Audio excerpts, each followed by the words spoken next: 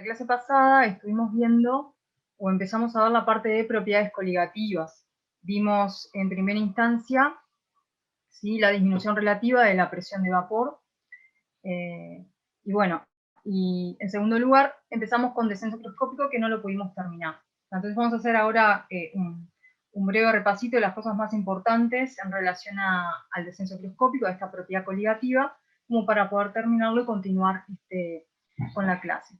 ¿Se acuerdan que cuando, en lugar de tener una sustancia pura, la sustancia está formando parte de una solución, es decir, a una sustancia, por ejemplo, la podemos denominar A, se le agrega un soluto, que puede ser volátil o no volátil, se conforma una solución, y en ese caso lo que se observa experimentalmente es que la temperatura de congelación de A desde la solución es menor que cuando A congela desde el líquido puro. Eso lo podíamos analizar a partir de este diagrama que tenemos acá, del potencial químico en función de la temperatura a una determinada presión para el compuesto puro, que serían las curvas negras para las tres fases, ¿sí? Y veíamos que la temperatura de congelación, que denominamos T0A, caía por acá, ¿sí? Es la intersección de la curva correspondiente al sólido con la curva correspondiente al líquido, ¿sí? Cuando A estaba formando parte de una solución, entonces el potencial químico de A en la solución era menor y por lo tanto había una disminución de la temperatura a la cual la solución congela. ¿Se acuerdan que la diferencia entre esas dos temperaturas era lo que denominábamos descenso microscópico, que es la temperatura de congelación del puro menos la temperatura de congelación de la solución, y esto tiene un valor siempre positivo. Y acá teníamos que tener en cuenta las consideraciones que vamos a hacer para el estudio de esta propiedad coligativa. Una es que el compuesto A cumple la ley de Raoult, que también vimos la clase pasada, que dice que la presión de vapor, en este caso de A, será igual a la presión de vapor del puro, a la misma temperatura, por la fracción molar de A en la solución. Y la otra cosa importante es que lo que congela es solvente puro, o sea, congela solo A y no el soluto B, que en este caso, para esta propiedad coligativa, puede ser tanto volátil como no volátil. Luego hicimos una serie de análisis, ¿sí?, utilizando los potenciales químicos, pero acá lo importante a recalcar es que, el objetivo de todo esto era encontrar, ¿sí?, una ecuación que nos permita vincular, ¿sí?, la composición de la solución en la cual está A, ¿sí?, con el descenso microscópico que se observa experimentalmente, o sea, con esa disminución de la temperatura de congelación. Entonces hicimos todo un desarrollo matemático al respecto, donde llegamos, ¿sí?, en principio a esta ecuación de acá, ¿sí?, que vinculaba justamente la composición de la solución, ¿sí?, en la forma de fracción molar de A, con el descenso microscópico, θ sub c.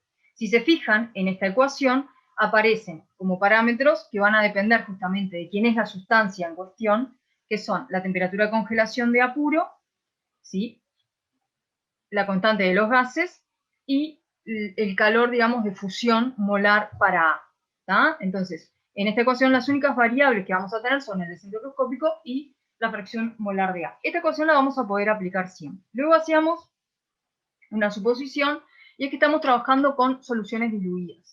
Entonces, en el caso en el que estemos con soluciones diluidas, si seguíamos trabajando la ecuación matemáticamente y haciendo algunas despejes y demás y sustituciones, por ejemplo, la inclusión de la molaridad como unidad de concentración, podíamos llegar a esta ecuación de aquí, que indica que el descenso microscópico lo vamos a poder calcular como la constante microscópica, que denominamos K sub C, por la molaridad de B, ¿sí? Hasta aquí llegamos la clase pasada. Recuerden que esa constante microscópica, K sub C, es característica de cada solvente, ¿sí? Entonces, esa K sub C la vamos a poder calcular como la constante de los gases por la temperatura de congelación del solvente puro elevada al cuadrado, y esta temperatura de congelación obviamente es a la presión a la cual estamos haciendo el estudio, ¿sí? En general nosotros vamos a trabajar con presión atmosférica, entonces sería la temperatura de congelación a esa presión. Aparece también el peso molecular de A, que es característico también de la sustancia, y aparece, digamos, el delta H, o cambio de entalpía de fusión para A. ¿Ah? Entonces, les repito, esta K sub C va a ser característica, ¿sí?, de cada sustancia. Entonces, va a depender del solvente con el cual estemos trabajando. Y lo otro importante es que esta molaridad, la molaridad del soluto B disuelto, ¿sí?, va a ser la molaridad efectiva. O sea, nosotros vamos a tener que tener en cuenta si ese soluto B en solución se disocia o si se asocia, si lo hace en forma total o parcial. Entonces, acá lo que vamos a tener que poner es la molaridad correspondiente al número de partículas a que da lugar el soluto B cuando forma parte de la solución, cuando se disuelve. ¿Sí? Digamos, eso es más o menos lo más relevante de lo que vimos la clase pasada respecto a descenso crioscópico. Bien, entonces, ahora lo que vamos a hacer es, bueno, acá la primera frase que aparece aquí en la transparencia ya lo mencioné, o sea, esa constante crioscópica sí, depende únicamente del solvente A, o sea que va a ser independiente del soluto B, ¿sí? Bueno, por ejemplo, en el caso del agua, ¿sí?, ¿cuál sería ese valor de K sub C? Bueno, ahí tenemos que considerar el valor de los parámetros que aparecen en la definición de K sub C, que serían el peso molecular del agua, que es 18 aproximadamente, la temperatura de congelación del agua, ¿sí?, a una presión de 1 atmósfera, que es 273,15 Kelvin, ¿ah?, o sea que sería 0 grados Celsius, y el delta H de fusión del agua, que es 1436 calorías por mol. Entonces, si nosotros utilizamos estos parámetros en la ecuación que define K sub C, vamos a poder obtener el valor de K sub C para el agua, que es de 1,86 grados por kilogramo mol. ¿Ah? Este valor van a ver que luego de hacer ejercicios ya lo van a tener en la cabeza, porque la mayoría se trata de soluciones acuosas, ¿sí? Pero bueno, si el solvente es otro, K sub C va a tener un valor diferente y característico para cada solvente. ¿Bien? Bueno, lo otro que les mencionaba, que es importante también, es que la molaridad de B es la molaridad efectiva del soluto. Entonces, esa molaridad va a tener que tener en cuenta todas las especies a las que el soluto da lugar en la solución. ¿Sí? Bueno, y lo otro importante es que en el caso de que haya más de un soluto, por ejemplo, agregamos 2 sales, ¿sí?, al agua y formamos una solución acuosa, pero que contiene, por ejemplo, iones y cationes provenientes de 2 sales. Entonces, esa molaridad es la suma de las molaridades efectivas de todos los solutos, o sea, de ambas sales. O sea, que tengo que tener en cuenta todo lo que está disuelto en la solución. Obviamente tenemos que seguir en las condiciones de solución diluida. Bien, y bueno, por otro lado, eso lo vamos a poder indicar, ¿sí?, como que el C descenso crioscópico va a ser igual a K sub C por la sumatoria de las molaridades de cada uno de esos solutos. ¿Sí? Por favor, tengan muy presente esto de utilizar las modalidades efectivas, porque bueno, es muy común que en el apuro, en los cálculos, olvidemos pensar qué es lo que está pasando con ese soluto cuando entra en contacto con el solvente, o sea, si puede ahí disociarse o asociarse. Bueno, no sé si tienen alguna duda, la podemos ver ahora o me plantean, o me la pueden plantear más adelante, ¿sí? Bien, entonces, vamos a ver cuáles son las aplicaciones de lo que es el descenso crioscópico, ¿no? De alguna manera nosotros podemos vincular entonces esa disminución en la temperatura de congelación con el soluto y la concentración del soluto que está presente allí. Entonces, una de las aplicaciones más importantes que tiene es la determinación del peso molecular de un soluto. De hecho, en el laboratorio de 101, 102, una de las prácticas que hacen en el segundo hemisemestre, o que se hace en realidad, es justamente la determinación del peso molecular de un soluto mediante la determinación del descenso crioscópico.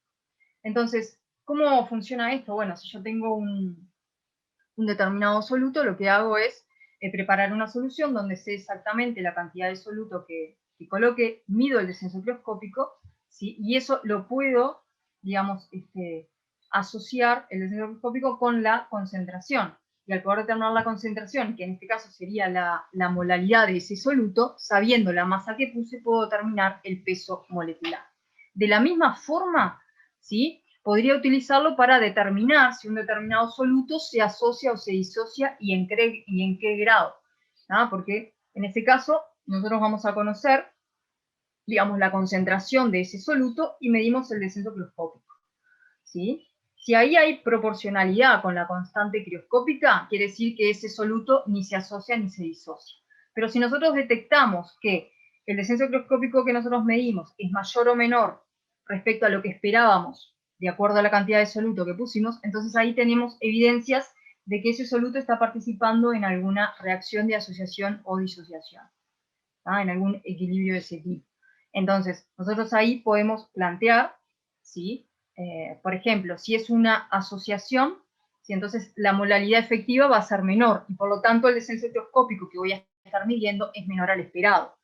Sin embargo, si ese soluto se disocia, el número de partículas que vamos a tener es mayor al que estoy pensando que tengo y por lo tanto el descenso crioscópico va a ser mayor. Entonces, es otra de las aplicaciones que tiene para poder determinar asociaciones o disociaciones y por lo tanto las constantes que acompañan a esos procesos, digamos, de asociación y disociación, si es que no son totales. ¿Ah?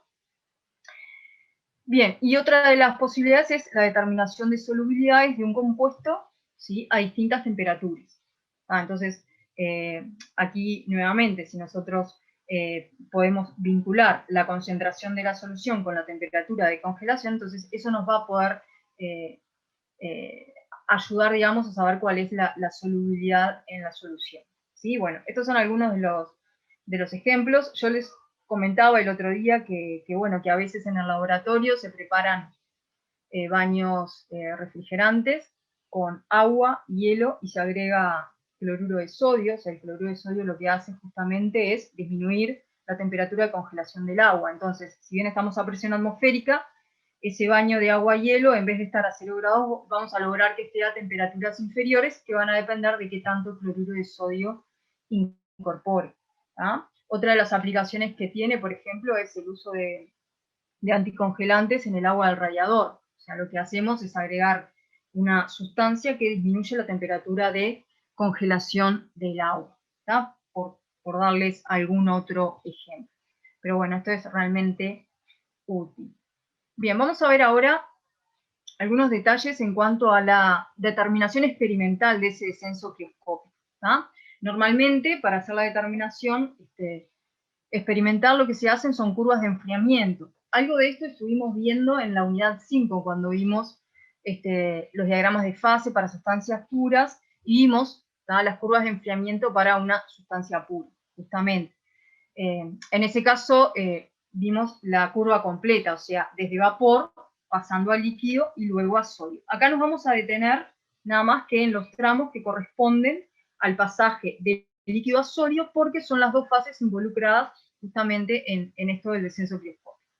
Entonces, si recuerdan, cuando nosotros teníamos una sustancia pura, ¿sí?, lo que observábamos es, en primera instancia, el enfriamiento del líquido, que sería este tramo de aquí, y cuando llegábamos a la temperatura de fusión o de congelación, digamos, la temperatura permanecía constante mientras se estaba dando el cambio de fase, es decir, mientras el líquido, ¿sí?, estaba pasando a sólido. ¿Sí? Y luego que todo el líquido había pasado a sólido, recién ahí comenzaba a disminuir la temperatura. ¿Ah? Entonces ahora nosotros podemos analizar esta curva de enfriamiento utilizando algo nuevo, ¿sí?, que también vimos la clase pasada, que es la regla de las fases. La regla de las fases nos va a permitir explicar por qué, ¿sí?, mientras ocurre, ¿por qué puede ocurrir acá una disminución de la temperatura cuando enfrío el sistema? ¿Por qué cuando sigo enfriando el sistema la temperatura no cambia mientras se está dando el pasaje de líquido a sólido? ¿Y por qué una vez que tengo todo el sólido, si enfrío, sí puedo disminuir la temperatura? ¿Ah?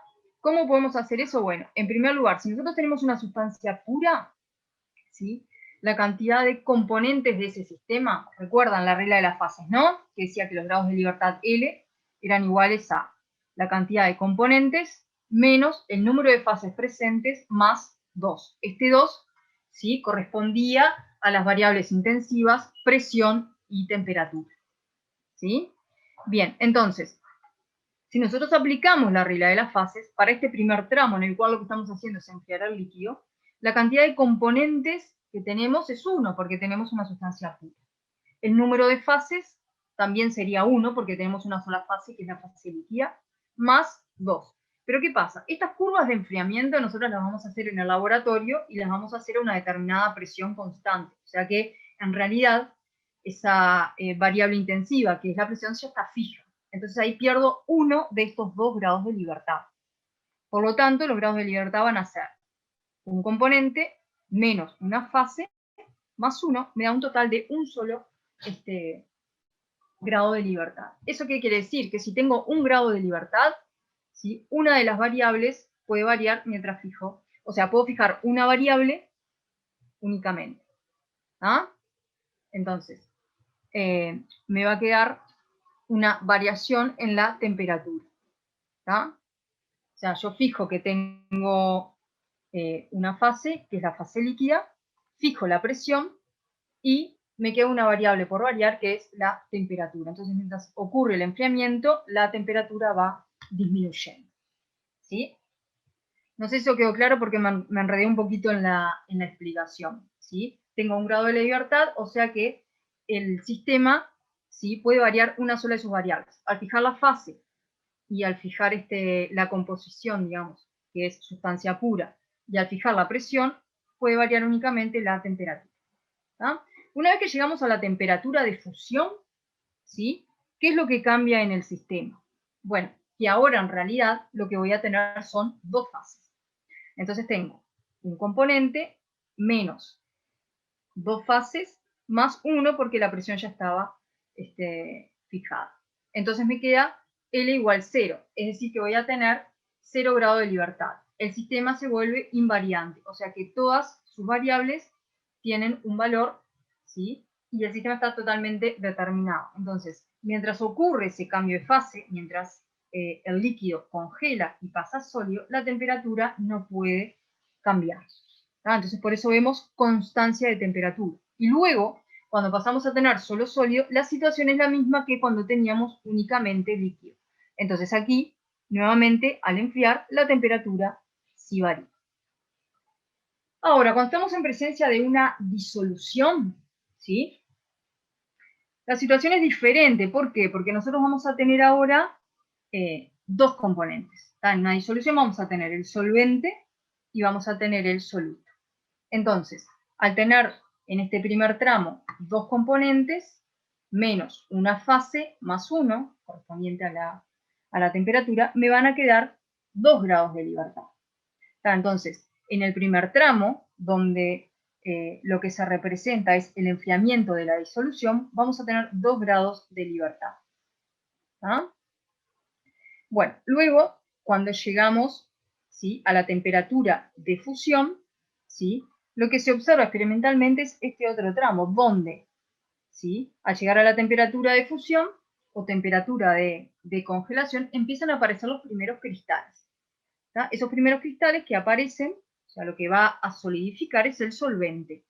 ¿De acuerdo? Entonces, lo que vemos acá, a diferencia de lo que sucedía con una sustancia pura, es que mientras se da el proceso de pasaje de líquido a sólido, ¿tá?, que insume todo este tiempo, o sea, la temperatura va desde este valor de temperatura hasta esta otra, ¿sí?, la temperatura va disminuyendo, ¿sí? Aquí llegamos a tener únicamente sólido. Entonces, en este tramo de acá, nosotros lo que vamos a tener son, obviamente, 2 componentes, ¿sí?, en la disolución, pero vamos a tener también 2 fases, porque tenemos la fase líquida y la fase sólida, ¿tá?, más 1 que corresponde a la temperatura. Entonces lo que vamos a tener es un grado de libertad.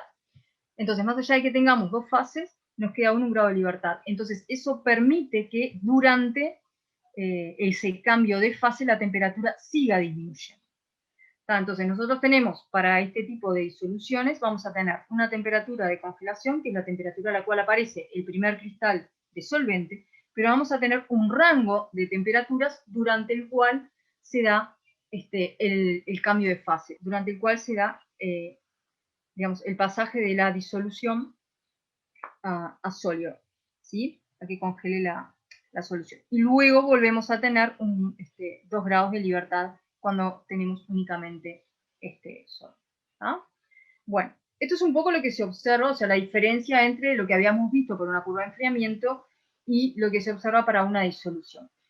Otro de los detalles, ¿sí?, es explicarles un poquito qué es lo que pasa acá. O sea, lo que vemos es que el líquido en realidad, cuando llega a la temperatura de fusión, no congela, sino que permanece como líquido, ¿sí? O sea que lo que vamos a tener en ese caso es un líquido sobreenfriado, lo mismo acá con la disolución, ¿sí? Lo que vamos a tener es la disolución sobreenfriada. Y esto, bueno, es algo que habíamos visto que podía suceder, es un equilibrio metaestable que mediante la mínima perturbación, por ejemplo, el agregado de un cristalito, se rompe y rápidamente la temperatura sube hasta la temperatura de fusión y comienza a congelar el líquido. Lo mismo acá, la temperatura sube rápidamente hasta la temperatura que correspondería, ¿sí?, a la temperatura de equilibrio que correspondería digamos, para esa composición, y continúa el proceso de solidificación. ¿Ah? Bueno, entonces, es a partir de este tipo de curvas que nosotros determinamos el descenso crioscópico. ¿Cómo lo hacemos? Bueno, por ejemplo, si tenemos sobreenfriamiento, ¿sí?, lo que hacemos es extender esta curva, ¿sí?, la extrapolamos hasta que intersecta la curva de enfriamiento del líquido. Y es ahí donde encontramos la temperatura de fusión de la disolución. Al hacer la curva de enfriamiento para el solvente puro, ¿sí?, esta sería la temperatura de fusión o de congelación para el solvente puro. O sea que la diferencia entre estas dos temperaturas sería el descenso crioscópico. Esa es un poco la idea que hay en la parte experimental detrás de la determinación del descenso crioscópico. Bien. Bueno, entonces, con esto terminaríamos la parte de descenso crioscópico. Y, no sé, como siempre, si tienen dudas, me pueden preguntar cuando quieran, me escriben al chat o habilitan el micrófono.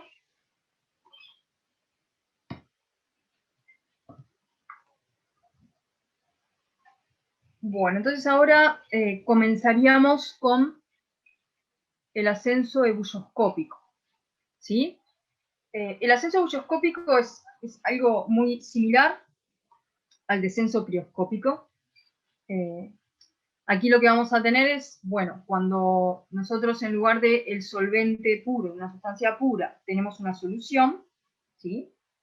O sea, a ese solvente, a esa sustancia pura, en estado líquido, le agregamos algún soluto, entonces pasamos a tener una disolución.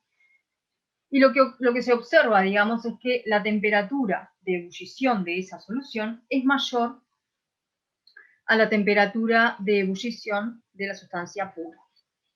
¿Ah? Esto quizás ustedes lo han notado, ¿sí? Hay un ejemplo cotidiano que es bastante sencillo de ver.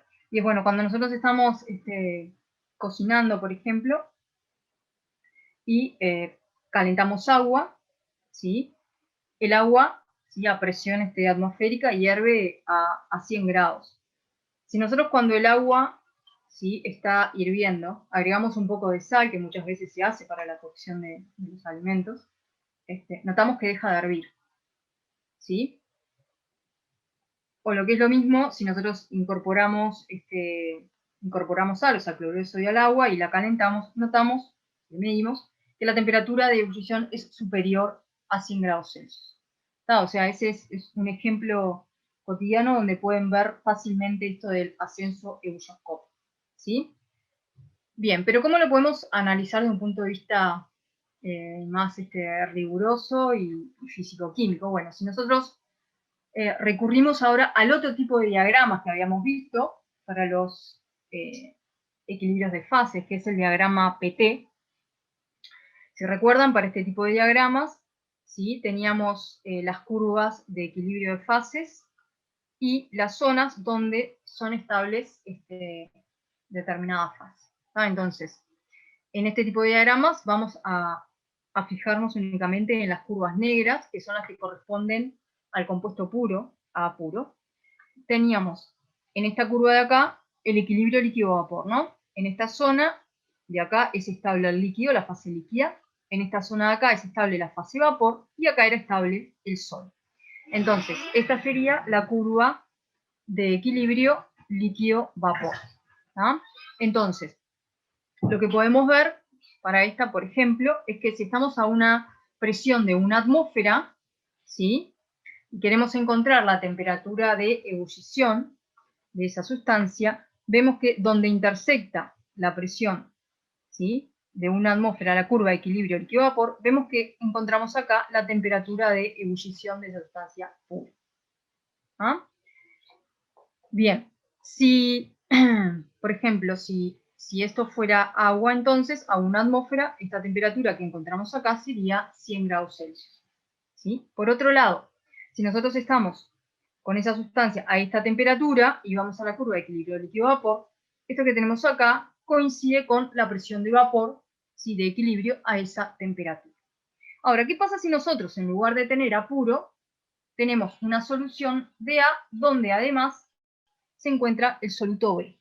Y acá sí vamos a considerar que B es no volátil, es decir, que B va a permanecer en la solución y la única sustancia que va a pasar a la fase vapor va a ser el solvente A, que sí es volátil. ¿Ah? Entonces, en ese caso, lo que se observa es que hay un corrimiento de las curvas de equilibrio líquido-vapor si consideramos esa disolución. O sea, la curva de equilibrio líquido-vapor va a caer un poco por debajo, y la curva que involucra también al líquido, digamos, al equilibrio líquido con el sólido, o sea, que involucra también a la disolución, también se observa un corrimiento. Entonces, si nosotros en lugar de la sustancia pura, lo que tenemos es una disolución que contiene el soluto B no volátil, a la misma presión que analizamos hoy, una atmósfera, la temperatura de congelación va a ser el corte con la curva, la nueva curva de equilibrio, ¿tá?, que es esta de acá. Y lo que observamos entonces es que ahora la temperatura de ebullición para esa disolución es mayor. O sea que hay un aumento de la temperatura de ebullición, donde nuevamente lo que se volatiliza es únicamente el solvente A. ¿Sí? Bien, si hacemos el mismo análisis, ¿no?, pero partiendo de la temperatura, ¿qué observamos? Que si para el solvente puro, ¿sí?, a la temperatura T, la presión de vapor es una atmósfera, ¿no?, que la encontramos intersectando con la curva de equilibrio líquido-vapor para el puro, cuando lo que tenemos es una disolución, a esa misma temperatura, la presión de vapor de la disolución es menor. ¿No? Que esto, obviamente, es lo mismo que analizamos la clase pasada respecto a la disminución relativa de la presión de vapor de la disolución. ¿Sí? Tenemos acá la posibilidad de verlo también en este diagrama. Se hace ensayoscópico, que es θ sub E, lo vamos a definir como T menos T0', es decir, la temperatura de ebullición de la disolución menos la temperatura de ebullición de la sustancia pura.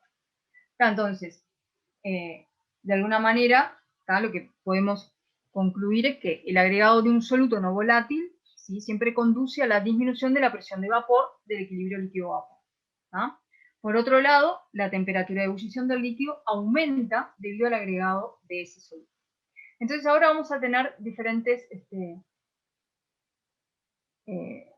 condiciones, es decir, la condición de equilibrio de fases, líquido-vapor, a temperatura y presión constante para esta nueva situación en la cual, además de A, vamos a tener el soluto B, ¿sí?, va a ser que el potencial químico de A en ambas fases tiene que ser igual. Entonces, el potencial químico de A en la solución, o sea, el potencial químico de A en la fase líquida, va a tener que ser igual al potencial químico de A en la fase vapor.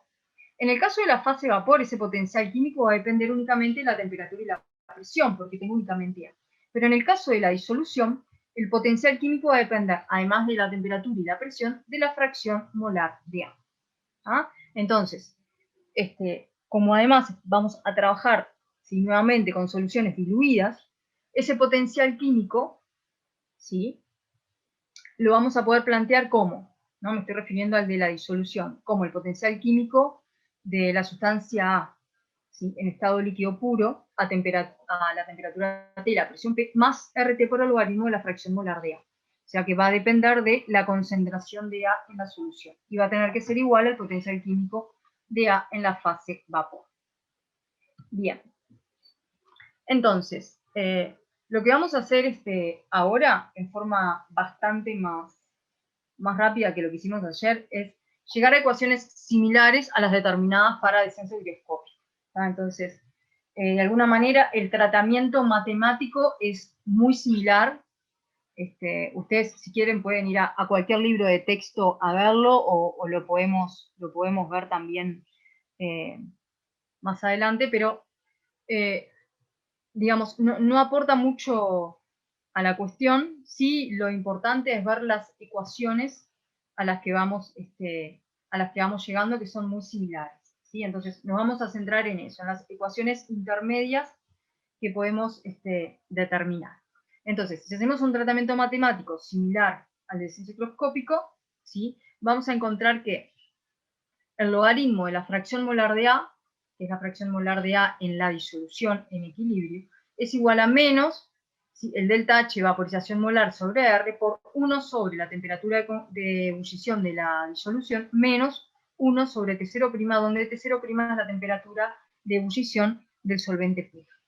Entonces, lo que se verifica es que la temperatura de ebullición de la disolución es mayor a la del solvente puro, y si introducimos en esta ecuación el aumento ebullioscópico, θ sub E, llegamos a esta ecuación de acá, que es muy similar a una que obtuvimos la clase pasada para el descenso higroscópico. ¿Sí? Entonces ahora, si nosotros asumimos que esta disolución es diluida, por lo que discutimos el lunes, ¿sí?, ese aumento ebullioscópico es mucho menor que la temperatura de ebullición del puro. Por lo tanto, en este término de acá podemos despreciar el aumento ebullioscópico y llegamos a esta ecuación simplificada. Tengan en cuenta que esta ecuación de aquí la vamos a poder usar solo cuando tengamos soluciones diluidas. Si la solución no es diluida, la que se va a cumplir es esta otra que tenemos acá. Entonces, a eso le vamos a tener que prestar atención. Bien, entonces, de la misma forma que para el descenso higroscópico, podemos llegar, ¿sí?, a esta ecuación de acá, o sea que el aumento ebullioscópico es igual a la constante ebullioscópica, que denominamos K sub E, por la molaridad efectiva de esa disolución. ¿Tá? Entonces, en este caso, esta constante ebullioscópica va a ser igual a R por la temperatura de congelación del puro al cuadrado por el peso molecular de A dividido 1000 por el delta H de vaporización molar de A. O sea que nuevamente esta constante ebullioscópica va a depender de parámetros del solvente. O sea que para el mismo solvente va a tener siempre el mismo valor, y bueno, si nosotros cambiamos de solvente va a tener un valor diferente. Entonces acá tenemos como ejemplo cuál sería el valor de esa constante ebullioscópica para el agua. Entonces consideramos nuevamente el peso molecular del agua, que es 18, la temperatura de ebullición del agua pura a una atmósfera, o sea, estamos haciendo el cálculo nuevamente a una presión de una atmósfera, la presión atmosférica, es 373,15 Kelvin, es decir, 100 grados Celsius, y el delta H de vaporización de agua, que es 9.717 calorías por mol. Entonces, si utilizamos estos valores en la ecuación, llegamos a que la constante ebullioscópica para el agua es 0,52 grados por kilogramo mol. ¿Sí? Bien, entonces, ¿qué consideraciones, ¿sí?, se han hecho a lo largo de toda esta deducción y que tenemos que tener en cuenta? Bueno, primero que nada, ¿sí?, que ese aumento ebullioscópico es independiente de la naturaleza del soluto. Lo que sí es importante es que ese soluto sea no volátil. O sea que si es un soluto no volátil va a depender únicamente de, digamos, el número de partículas que haya en la disolución. Las partículas pueden ser moléculas, pueden ser iones, ¿sí? Pero bueno, va a depender únicamente de eso. Entonces, si son varios los solutos no volátiles, entonces esa molaridad efectiva, además, tiene que considerar a todos los solutos que están en disolución. O sea que va a ser la sumatoria, ¿sí?, de la molaridad efectiva de cada uno de los solutos. Bien, y bueno, el otro caso particular, ¿sí?, es que si los solutos son volátiles, o sea, pueden llegar a estar en la fase vapor, el punto de ebullición puede descender con el agregado del soluto. O sea que todo este análisis que hicimos es para solutos no volátiles. Pero ¿qué pasa? Si el soluto que nosotros agregamos, ¿sí?, es volátil, en vez de provocar, ¿sí?, una disminución de la temperatura de ebullición, puede llegar a provocar un aumento de la temperatura de ebullición, ¿no? Entonces hay que tener un poco de cuidado con eso, de qué es lo que sucede, ¿está? Bien. Muy bien. Bueno, y lo otro obviamente es que ahora sí va a importar cuál es ese soluto. O sea, si es un soluto volátil, va a importar la naturaleza de ese soluto, porque vamos a tener en cuenta ahora las interacciones, ¿sí?, entre los dos solutos, entre el solvente y el soluto que incorporamos a la solución. Entonces ahí ese cambio de temperatura sí se va a ver afectado no solo por la concentración del soluto, sino por la naturaleza química que tenga, ¿no? Bien. Bueno, entonces ahora vamos a ver un poquito, vamos a ver un ejemplo, digamos, de aplicación de esto de la molalidad efectiva, que la hemos estado señalando desde el principio de propiedades coligativas, ¿ah? Entonces, recuerdan que cuando estamos en presencia de solutos, ¿sí?, que se disocian o asocian, ¿sí?, nosotros tenemos que tener en cuenta la molaridad efectiva. Y poníamos como ejemplo el cloruro de sodio. Si nosotros disolvemos cloruro de sodio en agua, como es un electrolito fuerte, se va a disociar totalmente. Entonces, por cada mol de cloruro de sodio que nosotros incorporamos, vamos a tener 2 moles de iones en solución. O sea que la molaridad efectiva, ¿sí?, para el cloruro de sodio es 2 veces la molaridad de cloruro de sodio. Ahora, ¿qué pasa si esa disociación o eventualmente asociación es parcial? ¿Qué quiere decir esto? Que si bien, ¿sí?, el soluto se disocia, no lo hace completamente, ¿no? Hay una disociación parcial.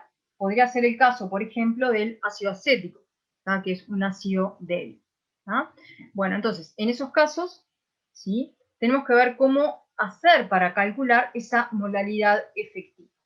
Entonces, vamos a suponer que tenemos un electrolito binario, un electrolito AB, ¿sí?, que en la solución se va a disociar para formar A+, o sea, este catión, y este anión, B-. ¿Ah? Y a su vez, ¿qué sabemos de ese electrolito?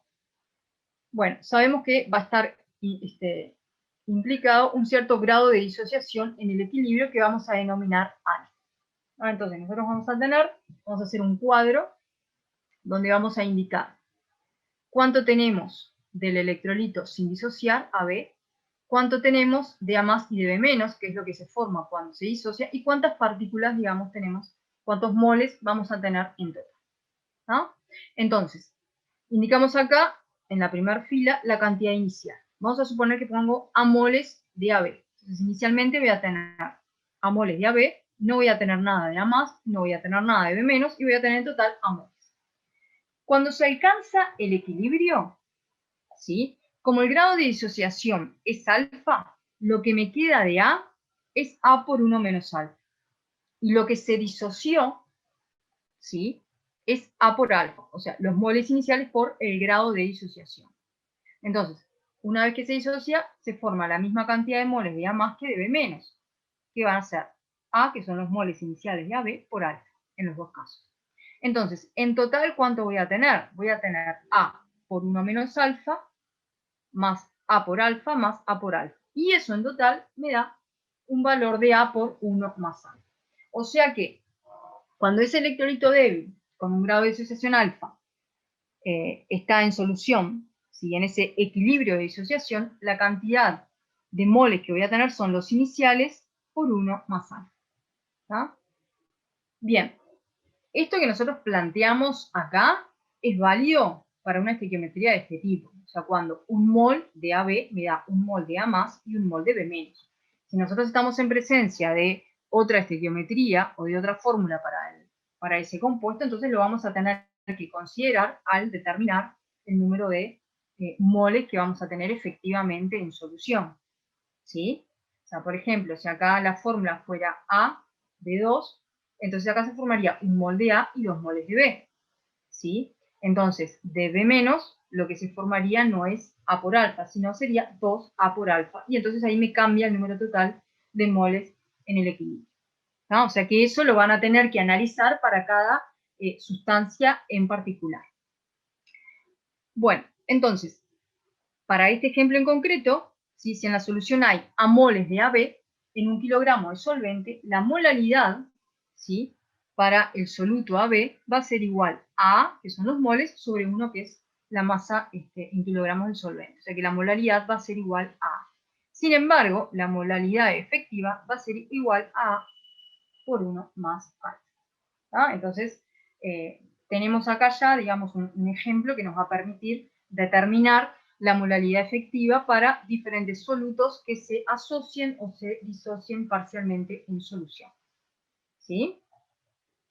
Obviamente, si se asocian, el número de moles que voy a tener en el equilibrio va a ser menor a los que tenía inicialmente. Por ejemplo, podría ser que, no sé, A en solución se asocia para formar A2.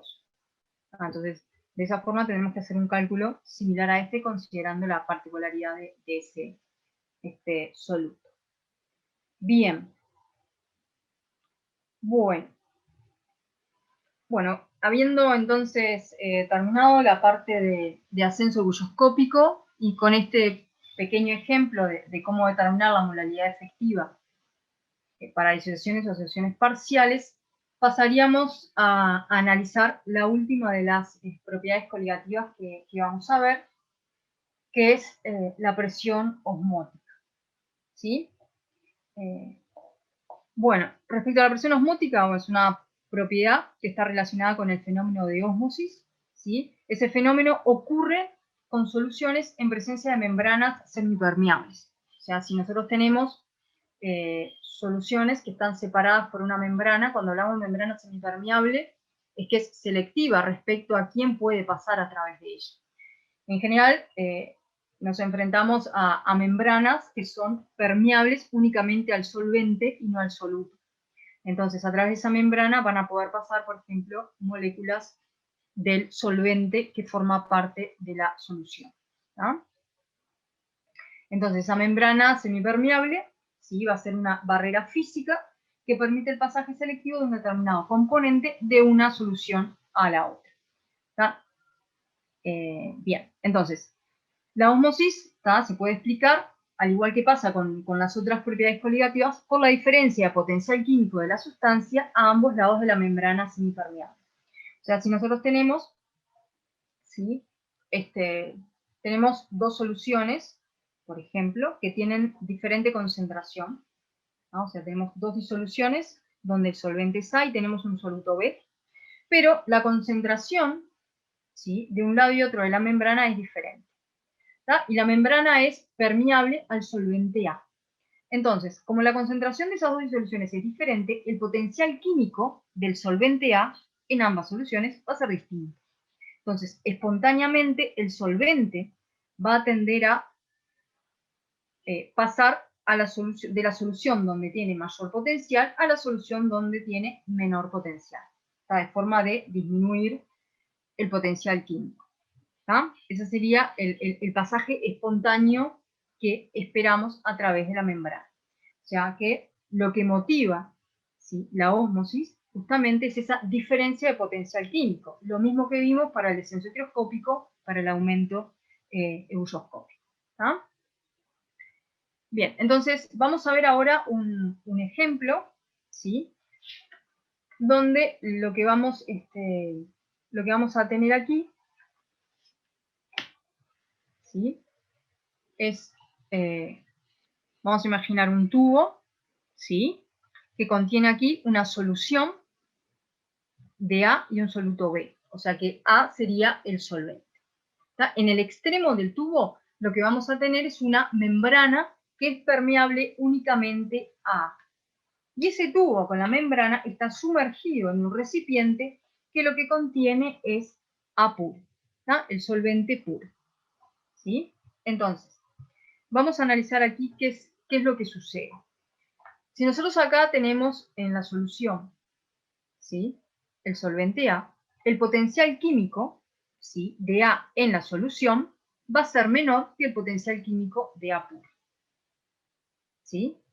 Por lo tanto, ¿sí?, como el potencial químico de A en la solución es menor que en el solvente puro, lo que va a ocurrir espontáneamente es que el solvente, o sea, las moléculas de A que están fuera del tubo, van a pasar a través de la membrana hacia la solución. ¿Está? De manera de aumentar el potencial, disminuir el potencial químico y aumentar, digamos, el potencial químico de este otro lado y tratar de igualarlos. ¿Ah? O sea que el potencial del solvente A no será igual a ambos lados de la membrana. ¿Ah? Como decía, el potencial químico de A puro va a ser mayor que el de la solución. Entonces, como de este lado de la membrana el potencial químico es mayor que en el otro lado de la membrana, A va a pasar desde el solvente puro hacia la solución.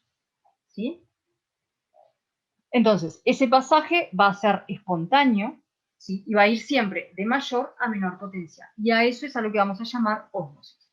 Entonces, como consecuencia de esto, ¿qué va a pasar? Si en la solución ingresa más solvente, ¿sí?, y la cantidad de soluto no varía, entonces la solución se va a ir diluyendo. ¿Sí?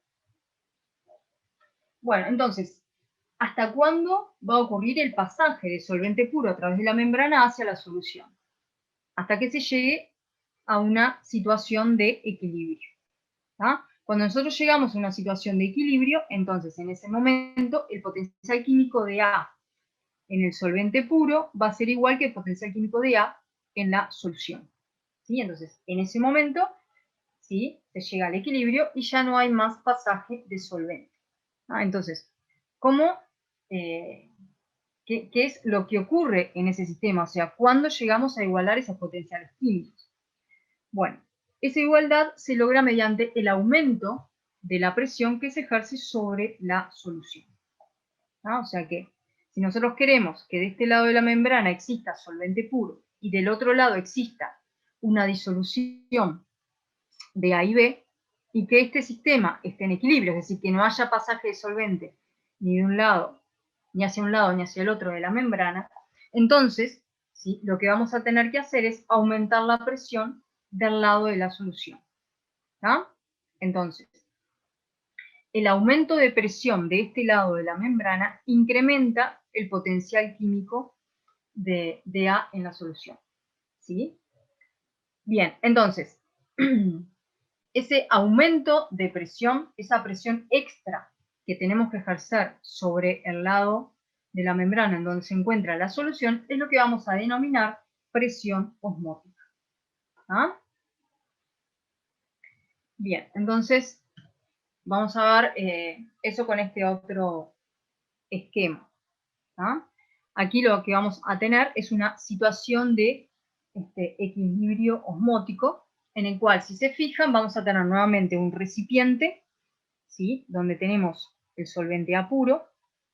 Aquí lo que tenemos es una solución, ¿tá?, de A, del solvente A, y un soluto B, que va a tener una determinada concentración. Si analizamos un poco las presiones, ¿no?, sobre la superficie del líquido, del solvente puro que está en este recipiente exterior, vamos a tener una presión P0 que perfectamente podría ser la presión atmosférica. ¿Ah? Y el tubo arriba vamos a imaginar que tiene un pistón, ¿sí?,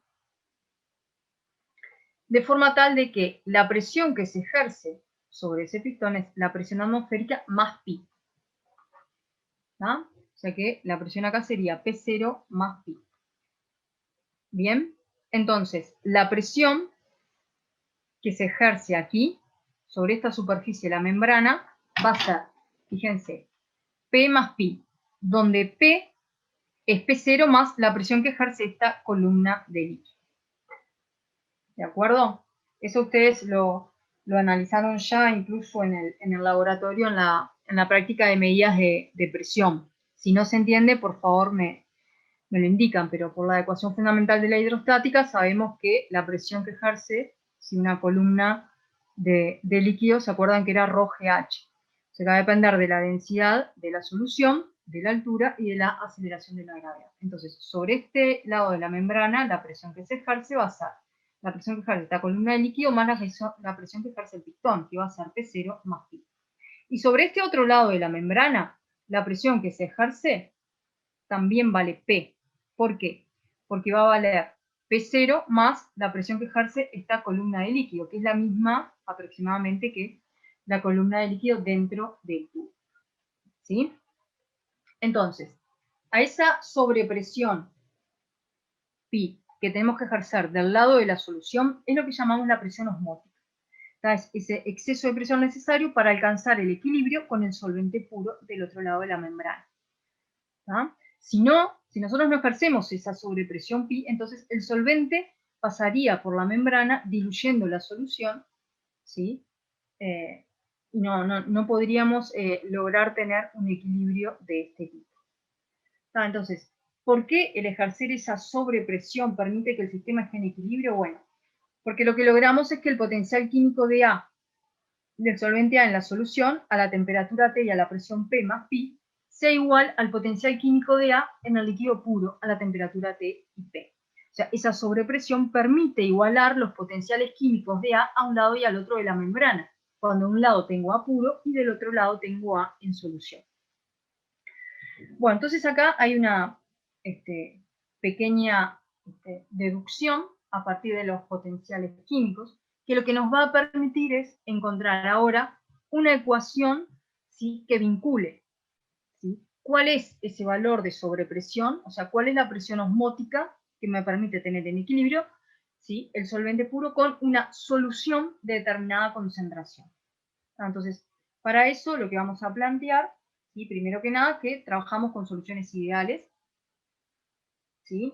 ¿Se acuerdan que solución ideal es aquella que cumple con la ley de Raoult? Entonces, en la condición de equilibrio, ¿sí?, vamos a plantear que el potencial químico de A en el líquido puro, AT y P, tiene que ser igual al potencial químico de A en la solución.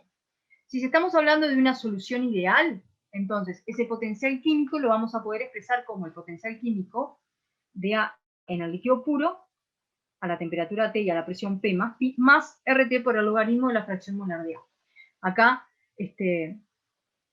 simplemente lo que estamos aplicando es solución ideal y expresando de esa forma el potencial químico. Bien, entonces ahora, ¿sí?, podemos pasar este potencial hacia el otro lado de la igualdad, ¿sí?, y lo que nos queda aquí es una diferencia de potenciales. Sería el potencial químico de A en el líquido puro, a T y P más pi, más el potencial químico del líquido puro a la temperatura T y a la presión P. Como estamos trabajando a temperatura constante, ¿sí?, entonces esta variación de potencial químico, ¿sí?, que no es ni más ni menos que la variación de la energía libre molar, ¿sí?, para la solución, A en la solución y A en el puro, ¿sí?, lo podemos expresar como menos el volumen molar de A por pi, por esa diferencia de presión. ¿Cómo hacemos esto? Bueno, recurriendo a la ecuación fundamental de la termodinámica que vimos la clase pasada, digamos, donde la variación del potencial químico de A lo podíamos plantear como el volumen molar de A por la variación de la presión, ¿sí?, y aparecía otro término que involucraba la entropía con la variación en la temperatura. Como la temperatura es constante, nos quedamos únicamente con este término. Y si nosotros esta variación de presión la integramos entre P y P más pi, considerando constante el volumen molar de A, lo cual es bastante razonable porque estamos trabajando con un líquido, y lo podemos considerar incompresible, entonces un cambio de presión no va a alterar su volumen, ¿sí?, llegamos a que esa diferencia de potenciales sí va a ser igual al volumen molar de A por la presión osmótica.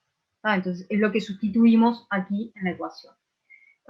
Entonces, a partir de ahí, sí podemos definir, ¿sí?, la presión osmótica como menos R por T sobre el volumen molar de A por el logaritmo de la fracción molar de A. Esa fracción molar es del solvente en la solución que está en equilibrio a través de la membrana. Si ahora nosotros hacemos la suposición de que esa solución es diluida Entonces, como hicimos para el descenso crioscópico y el ascenso usoscópico, el logaritmo de la fracción molar de A lo podemos sustituir por menos la fracción molar de B. Y llegamos a esta ecuación de acá, que no es aún la definitiva. ¿Por qué? Porque lo que vamos a hacer ahora, para llegar a la ecuación final, es plantear la concentración, ¿sí?, como concentración molar. Bien, entonces en la ecuación a la que llegamos recién vamos a sustituir la fracción molar de B en función de la molaridad del soluto B. Para eso vamos a tomar como base de cálculo 1 kilogramo de solvente. Entonces, la fracción molar de B es igual a los moles de B sobre los moles totales, que van a ser los moles de B más los de A. Como estamos tomando como base de cálculo el kilogramo de solvente, entonces la molaridad de B coincide justamente con los moles de B. Entonces, podemos expresar la fracción molar de B como la molaridad de B sobre la molaridad de B más los moles de A. Los moles de A los vamos a determinar como la masa de solvente, que es 1000 gramos, dividido el peso molecular de A. Y acá vamos a hacer una simplificación, y es la siguiente. Como la solución, ¿sí?, es bastante diluida, ¿sí?, entonces la molaridad de B va a ser despreciable frente al término 1000 sobre peso molecular de A. Por lo tanto, lo vamos a despreciar y vamos a simplificar la ecuación, que nos queda de la forma R por T sobre peso molecular de A dividido 1000 por el volumen molar de A por la molaridad de B. Bien, entonces, ahora lo que vamos a hacer es introducir, ¿sí?, la molaridad del soluto B. La molaridad es igual al número de moles dividido el volumen de la solución en litros. Y para eso vamos a tomar como base de cálculo 1 litro de solución. Si lo que tenemos es 1 litro de solución, entonces justamente los moles de B van a coincidir con el valor de la concentración molar de B. Entonces, vamos a ver cómo expresamos la molaridad de B utilizando la concentración molar de B, ¿sí? La molaridad de B, ¿sí?, va a ser igual a los moles de B sobre los kilogramos de solvente. Los moles de B, como vimos, son iguales a la concentración de B, entonces en el denominador nos quedaría la concentración de B. Y en el denominador, donde tenemos que incluir la masa de solvente en kilogramos, entonces lo que vamos a hacer es calcular la masa de solución y restarle la masa de soluto. De esa forma obtenemos la masa únicamente del solvente. La masa de solución va a ser simplemente los 1000 gramos, ¿sí?, que tenemos por la densidad de la solución. Es decir, lo que vamos a tener, lo que dijimos, es un litro de solución, por lo tanto un litro de solución son 1000 mililitros de solución por la densidad, que son los gramos por mililitro. Me queda expresada aquí la masa de solución en gramos, y a eso vamos a restarle la masa del soluto, ¿sí? La masa del soluto van a ser los moles de B, que coinciden con la concentración molar de B, por el peso molecular de B. Ahora, esta masa está expresada en gramos. Para poder expresarla en kilogramos, sí debería dividirla entre 1000, o lo que es lo mismo, incluir un 1000 aquí en el numerador. ¿Ah?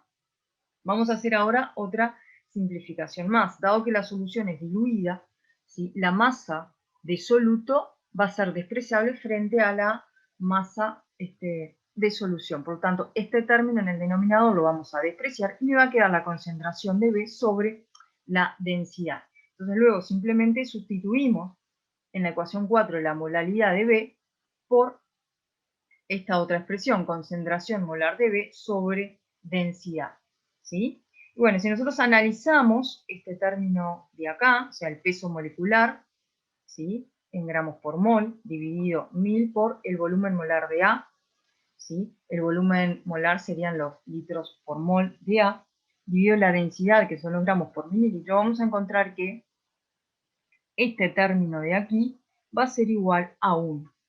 ¿Sí? Entonces, la presión osmótica nos va a quedar expresada únicamente como la constante de los gases por la temperatura en valor absoluto por la concentración molar. Esta ecuación es la que denominamos ecuación de Van Hoff y es la que nos va a permitir vincular la concentración molar de la solución con la presión osmótica. Recuerden que esta ecuación va a ser válida únicamente para soluciones diluidas, y que si en esa solución están presentes varios solutos, entonces al calcular la concentración debo considerar el aporte de cada uno de ellos. Por lo tanto, la concentración total va a ser la sumatoria de la concentración de cada uno de los solutos presentes.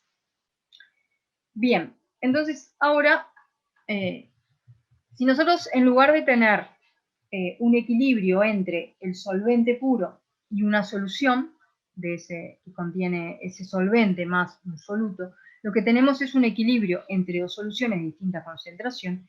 El exceso de presión va a ser igual a la diferencia entre las presiones osmóticas para cada una de ellas. ¿No? O sea, si nosotros tenemos dos soluciones, solución 1 y solución 2, como tienen diferente concentración, la presión osmótica para cada una de ellas va a tener un valor diferente.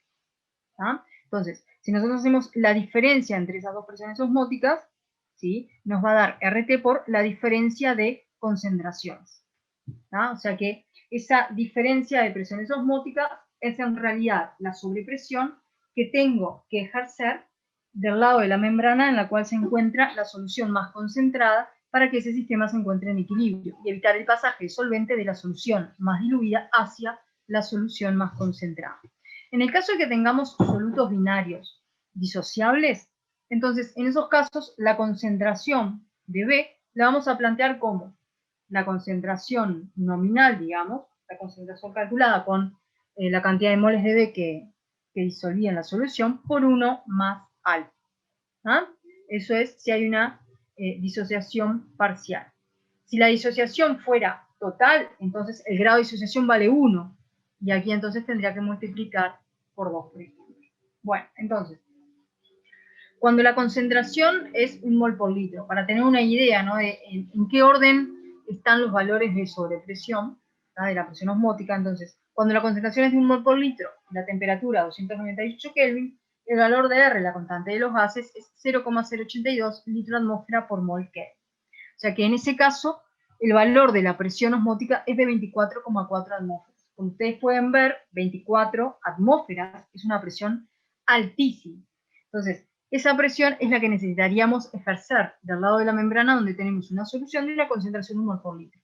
Esa concentración de 1 mol por litro es relativamente, quizás un poquito elevada para considerar que la solución es diluida, pero de todas formas nos sirve para tener un indicio de en qué rango de valores de presiones estamos hablando, y la verdad que es bastante elevado. Bien, vamos a ver ahora un ejemplo, ¿sí?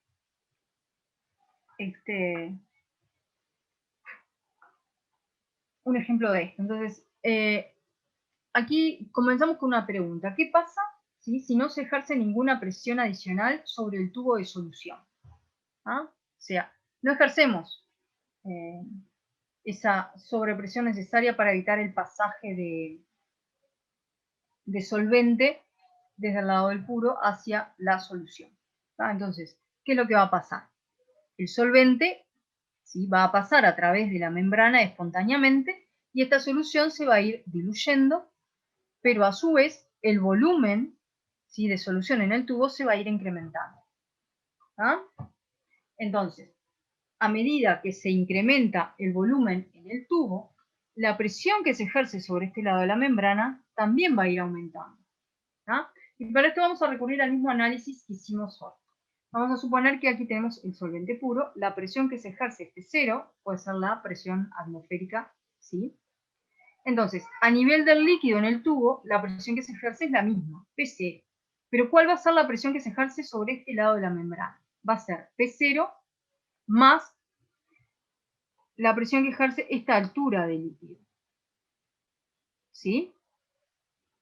Entonces, aquí lo que vamos a tener, ¿sí?, es una sobrepresión, ¿tá?, respecto a la presión que hay desde este otro lado de la membrana, que va a corresponder a la diferencia de alturas, ¿sí?, entre el líquido del solvente puro y la solución.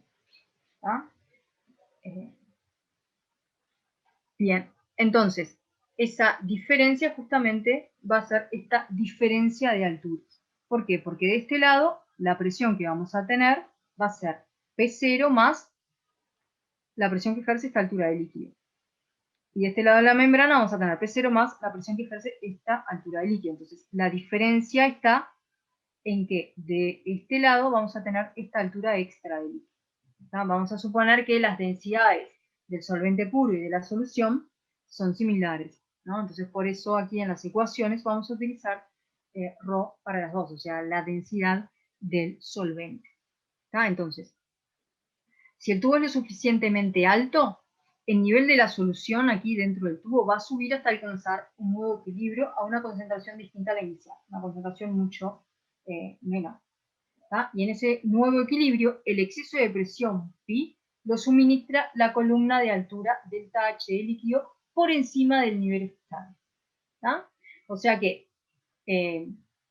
va a pasar solvente a este tubo, va a subir el nivel hasta que lleguemos a un valor de concentración tal que la presión que ejerce esta diferencia de alturas coincida con la presión atmosférica. Entonces, en ese momento vamos a llegar al equilibrio, pero ¿sí? Si nosotros partimos acá de una solución muy concentrada, puede suceder que el largo de este tubo no sea suficiente para lograr esa diferencia de alturas necesaria. Entonces, para eso vamos a ver un ejemplo de más o menos de qué orden sería esa diferencia de alturas. ¿Sí? Bueno. ¿Tienen alguna duda hasta acá antes de pasar al ejercicio numérico? ¿Hay algo que no les haya quedado claro?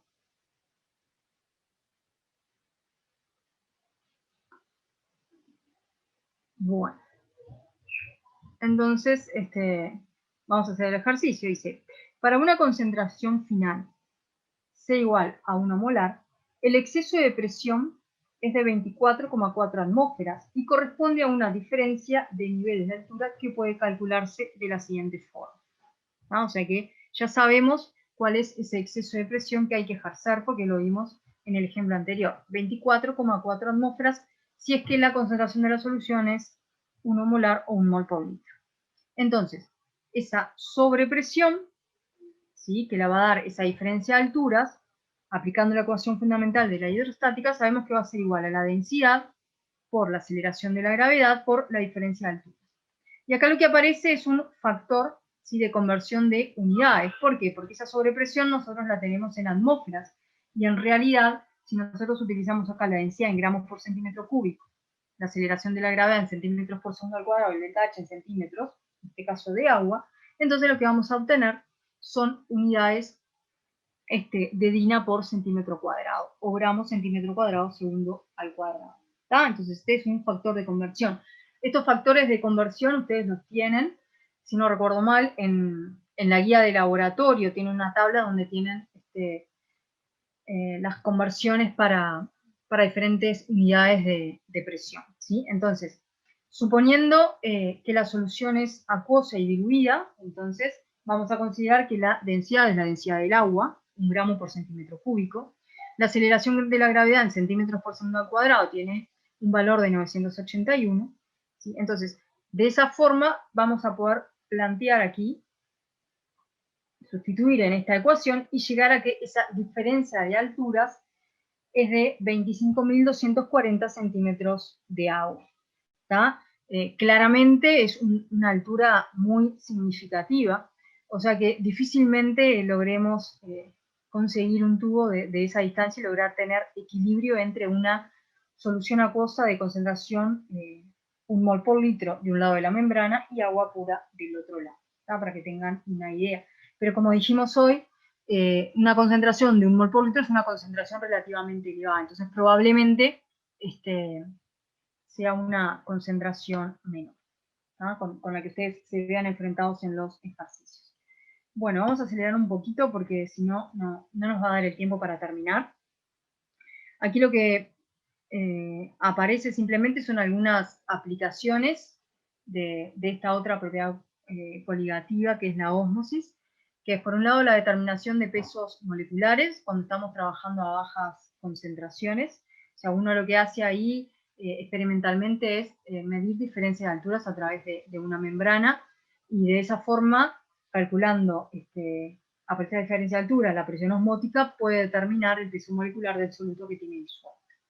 Bueno, otra de las aplicaciones es la plasmólisis, después el uso de soluciones isotónicas, la osmolalidad, la diálisis y hemodiálisis para la conservación de alimentos y la ósmosis inversa, que implicaría la obtención de agua pura o también, por ejemplo, la concentración de jugos. Es decir, cuando hablamos de ósmosis inversa, lo que estamos haciendo es aplicar una presión extra, ¿sí? No para, digamos, evitar el pasaje de agua pura hacia la solución, sino para forzar el pasaje de solvente desde la solución hacia el agua pura. Entonces, de esa forma lo que logramos hacer es, por ejemplo, si tenemos un jugo, es retirar agua de ese jugo y concentrarlo.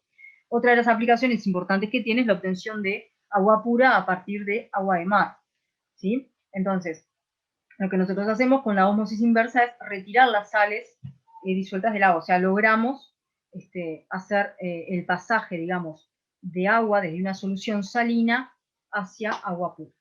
Entonces logramos purificar de esa forma el agua de mar mediante ósmosis inversa. Es un proceso significativamente costoso porque, bueno, tengo que ejercer presiones muy importantes. Tengo que ejercer una presión superior, bastante superior a la presión osmótica para favorecer un proceso que no es espontáneo. ¿Tá? Bien, entonces acá ustedes tienen una descripción de alguna de estas propiedades, no de estas aplicaciones, perdón, no me voy a detener en esto ustedes lo pueden mirar después, y si tienen alguna duda, lo pueden plantear en otra clase o a través del foro, ¿sí? Bien, tenemos aquí la descripción de lo que es la plasmólisis, la osmolalidad, la conservación de alimentos y la ósmosis inversa. Y acá simplemente un esquemita de esto de la ósmosis inversa. Cuando nosotros tenemos una situación de ósmosis, ¿sí? Lo que sucede espontáneamente es que a través de la membrana, ¿sí? Va a pasar agua desde la solución diluida o desde el solvente puro hacia la solución concentrada. Eso es lo que ocurre espontáneamente. Si nosotros queremos lograr el proceso inverso, es decir, que el solvente pase desde la solución concentrada hacia la solución diluida o hacia el solvente puro, entonces lo que tenemos que hacer acá es aplicar una presión que sea superior a la presión osmótica. Si yo aplico acá la presión osmótica, entonces lo que hago es evitar el pasaje en este sentido. Entonces tengo que aplicar una presión superior para forzar el pasaje del solvente hacia el otro lado de la membrana. Bien, aquí tenemos un ejemplo, ¿sí? Es un ejercicio, ¿sí? Que plantea lo siguiente, dice, en el compartimiento de la derecha, ¿sí? Que sería este de aquí, ¿ah? Se coloca una solución que contiene 20 gramos, ¿sí? De hemoglobina en 1 litro de solución. ¿tá? En el compartimiento de la izquierda, que es este de aquí, se coloca agua pura. ¿tá? En el equilibrio, la altura del agua en la columna derecha está 77,8 milímetros arriba de la columna de la izquierda. ¿tá? O sea que vamos a tener aquí una diferencia de alturas entre el nivel del líquido del lado de la solución y el nivel del líquido del lado del agua de 77,8 milímetros. O sea que esta diferencia de alturas, ¿sí? Va a tener que ser la presión osmótica, ¿sí? O sea, es el valor de presión, el valor de sobrepresión que tengo que hacer de este lado de la membrana para evitar que el agua pase hacia la solución. Entonces, lo que me preguntan es, ¿cuál es el peso molecular de la hemoglobina? Y lo que aclaran es que la temperatura del sistema se mantiene en 298 Kelvin, es constante. Entonces, ¿cómo resolvemos el ejercicio? Bueno, primero que nada vamos a plantear la concentración de la solución de hemoglobina como 20 sobre el peso molecular de la hemoglobina. Esto es lo que quiero calcular. Conozco la diferencia de alturas, entonces planteo la presión osmótica como la presión ejercida por esa diferencia de alturas entre los niveles de un lado y del otro de la membrana. O sea que va a ser ρ por G por delta H. Entonces, el valor de sobrepresión, ¿sí? Si yo sustituyo los valores, 7,78 para la altura del líquido, ¿sí? utilizo a su vez este factor de conversión, ¿sí?, para el pasaje de centímetros de agua a atmósferas, mira que el valor de la presión osmótica es 0,0753 atmósferas. ¿Ah? Entonces, ahora planteo la ecuación de Van Hoff, que se acuerdan que era el valor de C por el valor de R por la temperatura absoluta. Y como sé el valor de R, 0,082, y conozco la temperatura, que es 298, puedo calcular de esa forma, ¿sí?, el valor de la concentración. ¿Ah?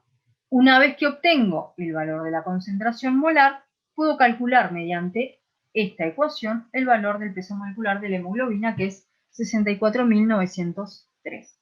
Es un peso molecular significativo.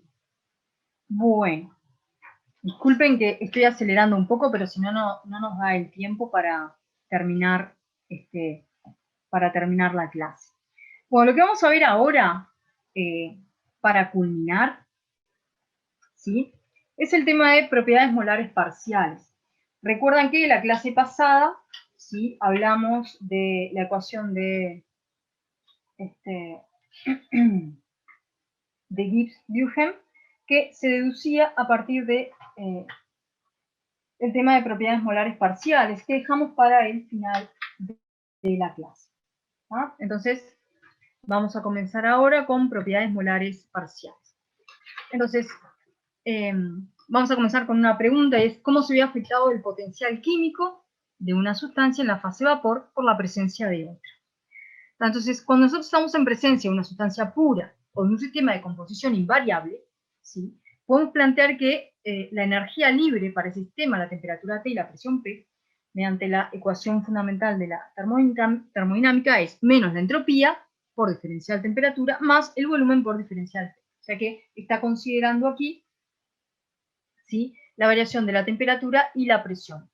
Recordemos, además, que el potencial químico para este tipo de sistemas es el valor de la energía libre por mol. O sea que sería la energía libre molar. Ahora, ¿qué pasa si nuestro sistema tiene una composición, ¿sí?, que no es una variable fija? O sea, la composición varía. Entonces, en ese caso, la energía libre no es función únicamente de la temperatura y la presión, sino también de la cantidad de cada una de las sustancias, sí, que forman parte de ese sistema y cuya composición varía. Entonces, la energía libre va a ser función también de la cantidad de moles de la sustancia 1, de la cantidad de moles de la sustancia 2, etc. Entonces ahora la variación en la energía libre va a depender de la entropía y la variación en la temperatura, del volumen y la variación en la presión, pero también de la variación en la composición. Entonces acá vamos a tener que tener en cuenta, ¿sí?, un término para cada una de las sustancias que están en ese sistema. Entonces va a ser, ¿sí?, para cada una de las sustancias vamos a plantear la derivada parcial de la energía libre con respecto a los moles de esa sustancia cuando el resto de las variables permanecen fijas. ¿Tá? Ahí está la temperatura, la presión y los moles de J, donde J, ¿sí?, corresponde a todas las otras sustancias menos la sustancia ahí que estamos calculando. ¿Tá? Entonces sería una sumatoria para cada una de las variaciones de moles de cada una de esas sustancias. ¿De acuerdo? Entonces, en este caso, el potencial químico, ¿sí?, mu sub I, ¿sí?, para cada una de las sustancias que forman parte de ese sistema va a ser la derivada parcial de la energía libre con respecto a los moles de I, manteniendo constante la temperatura, la presión y los moles de J, donde J son todos menos I. Entonces, el potencial químico de la especie I representa el incremento de energía libre por mol de sustancia I agregada al sistema. Entonces, manteniendo constante la cantidad de sustancia de los mismos componentes, la presión y la temperatura. Bien, entonces, ¿qué pasa si tenemos una mezcla de M constituyentes? ¿Sí? Cuando estamos en presencia de una mezcla de M constituyentes, vamos a suponer que X es una propiedad extensiva del sistema. Puede ser cualquier propiedad extensiva del sistema. Podría ser, por ejemplo, el volumen, la entalpía, la energía libre. ¿Sí? Esto lo vamos a plantear en forma genérica. Entonces, esa propiedad extensiva del sistema, ¿sí?, va a depender de la temperatura, de la presión y de la cantidad de moles de cada una de las sustancias. Es decir, aparece aquí una nueva variable que es la composición.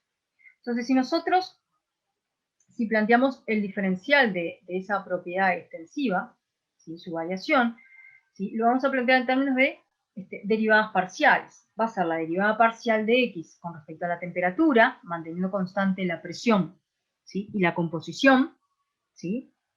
N, lo vamos a simbolizar como N, por la variación en la temperatura, más la derivada parcial de x con respecto a la presión, manteniendo constante ahora la temperatura y la composición, por la variación en la presión, más una sumatoria, ¿sí? De la variación de la composición para cada uno de esos constituyentes. O sea que hacer la derivada parcial de x con respecto a los moles de I, manteniendo constante la temperatura, la presión y la cantidad de moles del resto de las sustancias por la variación de los moles de I. ¿Tá? Entonces, de esa forma podemos plantear la variación de esa propiedad extensiva para n constituyentes. Entonces, a partir de esta ecuación, lo que vamos a hacer es definir lo que es una propiedad molar parcial. ¿Tá? La propiedad molar parcial la vamos a definir justamente como esa derivada parcial de la propiedad con respecto a los moles de I. Entonces, en este caso, si estamos en presencia de una propiedad intensiva, ¿tá? Que va a depender de la temperatura, de la presión, ¿sí? Y de la composición. Entonces, la propiedad molar parcial, que la vamos a simbolizar como x sub i con esta notación encima, ¿tá? Para la especie I, representa el incremento de la propiedad x, que sí es extensiva, por mol de sustancia I agregada al mismo a presión y temperatura constante y manteniendo constante la cantidad de sustancia de los demás componentes. ¿Sí? Entonces, por ejemplo, si nosotros tenemos un sistema de dos componentes, A y B, puedo tener ese sistema, ¿sí? A una determinada temperatura y presión, y la propiedad molar parcial lo que mide es la variación de alguna de las propiedades de ese sistema, por ejemplo, cuando agrego un mol de A o cuando agrego un mol de B, ¿sí? Para una determinada composición inicial del sistema. ¿Ah? Entonces, para este tipo de sistemas, lo que se va a cumplir es la aditividad de las propiedades molares parciales. O sea, el valor de la propiedad, por ejemplo, del volumen, ¿sí? El valor del volumen para ese sistema va a ser una sumatoria de los moles de cada uno de los constituyentes por el volumen molar parcial de ese constituyente. ¿Ah? Vamos a verlo aquí. Entonces, si tomamos como ejemplo el volumen molar parcial, me va a quedar que el volumen molar parcial para I va a ser la derivada del volumen con respecto a los moles de I cuando permanece constante la temperatura, la presión y los moles de las otras sustancias presentes. ¿Ah? Entonces, en una mezcla de dos constituyentes, A y B, el volumen, ¿sí? de esa mezcla van a ser los moles de A por el volumen parcial de A más NB por el volumen molar parcial de B, donde estos valores, el volumen molar parcial de A y el de B, ¿sí? Van a depender de la temperatura, de la presión, lo cual es bastante lógico porque es un volumen, pero además va a depender de la composición. ¿Ah? O sea, si nosotros tenemos una solución concentrada en A o una solución diluida en A, el valor del volumen molar parcial de A posiblemente sea diferente. ¿Ah? O sea, el volumen de un mol de A en una solución concentrada no va a ser igual que en una solución diluida. Bien, entonces, para verlo un poco más gráficamente, cuando nosotros trabajamos con volumen molar, en el caso de una sustancia pura, si en el caso de una sustancia pura, lo que tendríamos, por ejemplo, es únicamente la sustancia A. Entonces, vamos a considerar que esa sustancia es agua. Entonces, si sobre un volumen de 0 de agua líquida, ¿no? Se agregan Na moles de agua líquida, ¿cuál es el volumen final de ese sistema? Bueno, el volumen final de agua que voy a tener, obviamente, va a ser el volumen que tenía inicialmente, más los moles de A que agregué por el volumen molar de A. ¿Tá? Por el volumen molar del agua. O sea, el volumen que ocupa un mol de agua. ¿Ah? Bien, entonces, nosotros sabemos que el volumen molar del agua, cuando estamos en un medio donde tenemos agua pura, va a depender únicamente de la temperatura y de la presión y va a tener un valor en esa situación constante. Entonces, si graficamos el volumen en función de los moles de agua, ¿sí?, vamos a obtener una recta de este tipo, donde la ordenada es de 0, el volumen inicial que tenía, y la pendiente, ¿sí?, va a ser justamente el volumen molar de agua. ¿Ah? Bien. Ahora, si nosotros tenemos sistemas de dos constituyentes, ¿sí?, y como ejemplo vamos a tomar que el sistema etanol-agua, vamos a suponer que tenemos un volumen B0 de etanol líquido y agregamos Na moles de agua. ¿Tá? ¿Cuál es el volumen final? O sea, ¿cómo determino en cuánto se incrementa el volumen? ¿Podría utilizar acá el volumen molar del agua? No, porque el agua acá está formando parte de una solución donde hay otro componente más, que es el etanol. Entonces, aquí el volumen molar del agua que utilicé para el agua pura no va a funcionar. Aquí lo que voy a tener que utilizar necesariamente es el volumen molar parcial del agua en un sistema agua-etanol que tenga una determinada concentración. Entonces, si nosotros graficamos aquí el volumen de esa solución en función de los moles de agua, vamos a ver que el volumen, ¿sí?, va a ir aumentando, ¿sí?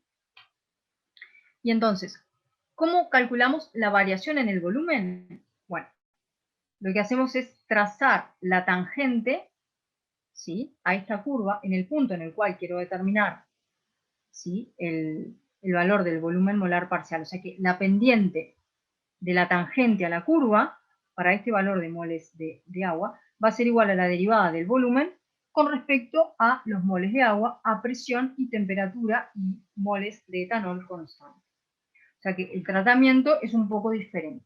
Entonces la variación de volumen en este caso va a ser igual a esa derivada parcial por la variación de los moles de agua, es decir, de los moles de agua que incorpore.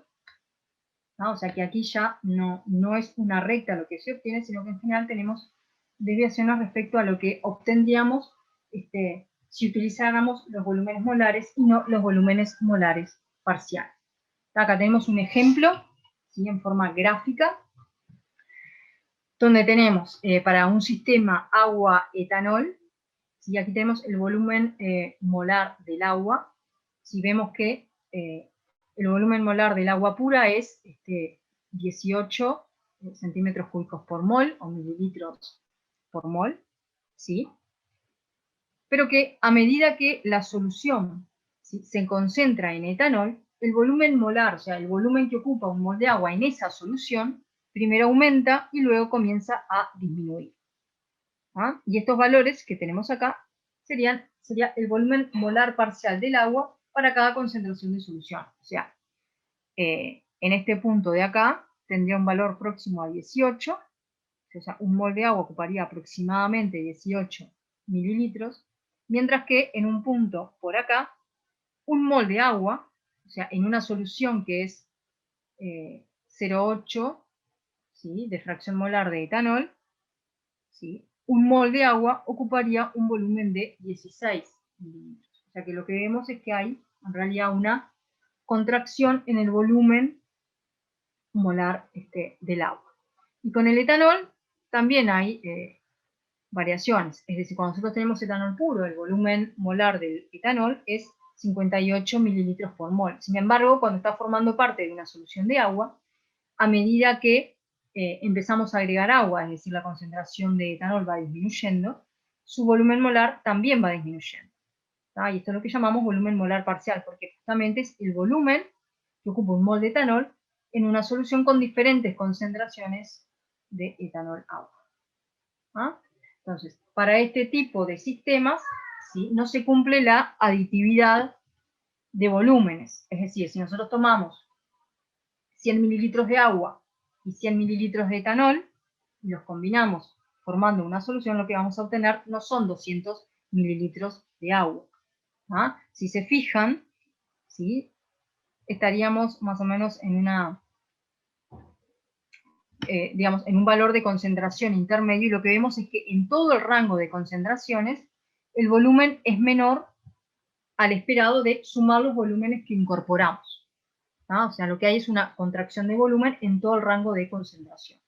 Entonces, si nosotros queremos determinarlo, tendríamos que usar los volúmenes molares parciales. Entonces, si nosotros lo hacemos experimentalmente, o sea, agregamos 100 mililitros de agua y 100 de etanol, 100 mililitros de agua implicarían una concentración de 5,5 moles, mientras que 100 mililitros de etanol implicarían 1,71 moles.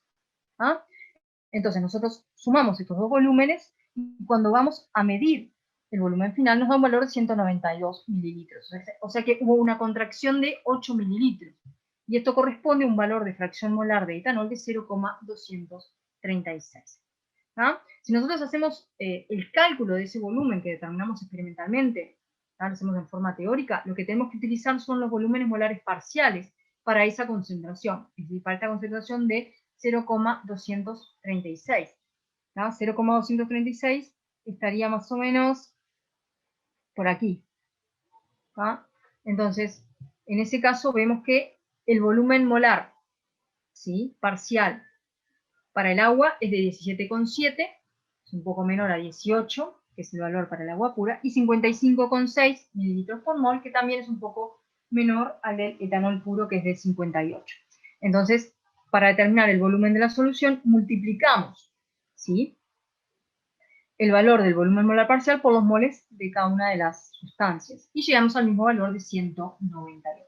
O sea, ¿qué es lo importante acá? Cuando nosotros tenemos una mezcla de diferentes constituyentes, entonces ahí los valores, ¿sí?, molares de las propiedades no cumplen con la aditividad. Y lo que tenemos que utilizar son las propiedades molares parciales. Acá lo ejemplificamos con el volumen, pero esto mismo se puede aplicar a cualquier propiedad extensiva de ese sistema en el cual la composición varía.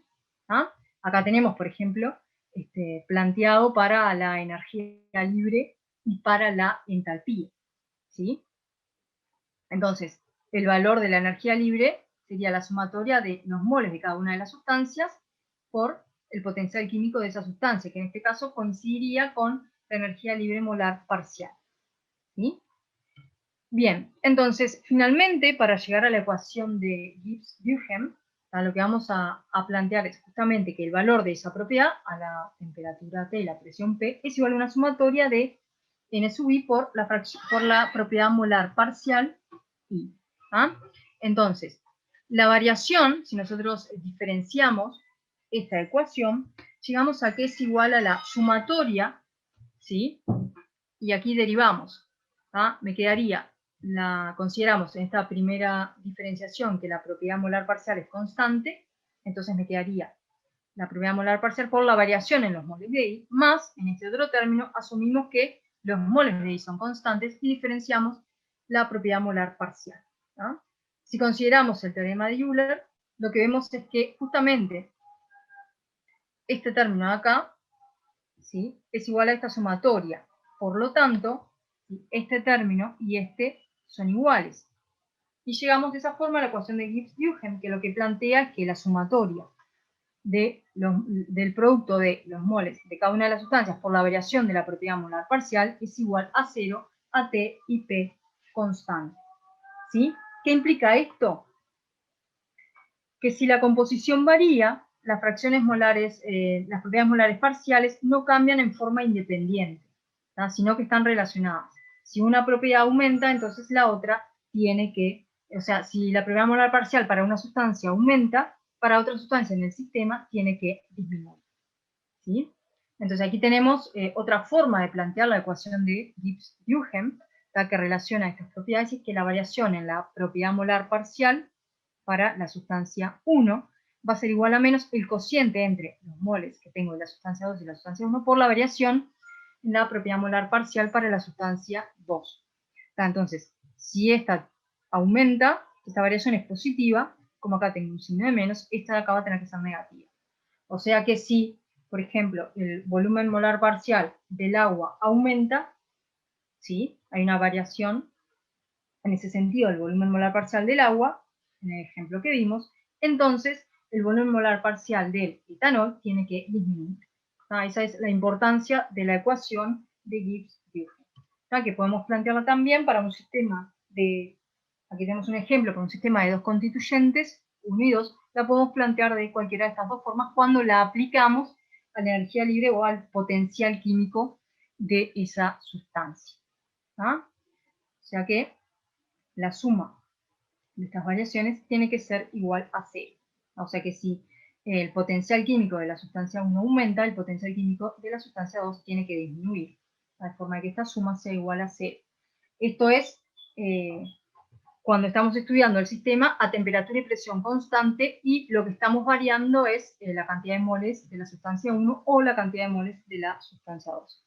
¿Ah? O sea que la variación de la composición del sistema por agregado de una de las de moles de una de las sustancias provoca variaciones, ¿sí?, en los potenciales químicos que de alguna manera se compensan para que esa variación total sea igual a 0. Bien. Bueno, no sé si tienen alguna duda. Les pido mil disculpas que tuve que ir súper rápido en esta parte. Aún así nos pasamos un poquito de tiempo, pero bueno, tenía que completar los temas que eran para hoy. ¿Tienen alguna duda? ¿Me quieren consultar algo de lo que vimos?